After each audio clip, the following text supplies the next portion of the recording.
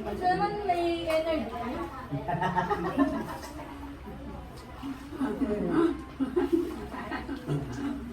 Ate, bawa ng fruit soda? Nakaka-baby sila yan. Bakit? Kaninang umaga pa yun. Bakit? Bakit? Tanong mo siya. Anong nangyari? Normal niya na daw yun, kuya. Kaya yung mahalo siyang tuyong sa buhay. Bakit? Ano yun? Tama. Buti nga hindi high blood si ate. Ano yun?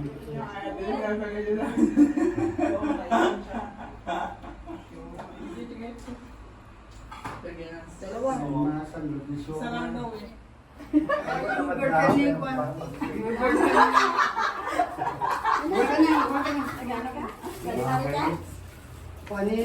Ano pala yun? Namamana pala talaga yun, no? Yung Pero kung ayaw na natin magtrabaho.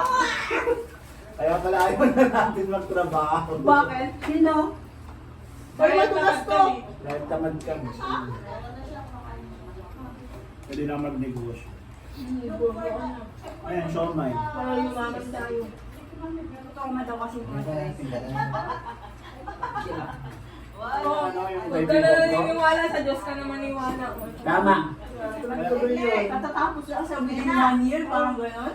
Picturean mo si Papa yung mukha niya na walang manas.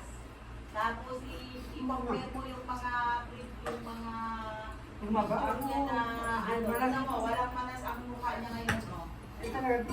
Sabi mo, buti ako nawawala yung manas ng mukha ko. Pag-frame mo na namin na mag-ready kami kami. 36 mo kami din eh. Ibibigay din naman niya. Tapos, I am confident.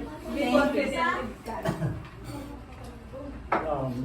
Tambuba ng karakter, hindi ko pa nabubuo. yung change topic. Super yung shifting ng topic. Ang ganda ng topic natin eh. God, yeah. Yung figurines niya ng mga anime. Maling-maling tayo yung Kisaka mo ni. Dami niyang anime. Sino? Manuel. Sabi ko yung way niya si Kirishima.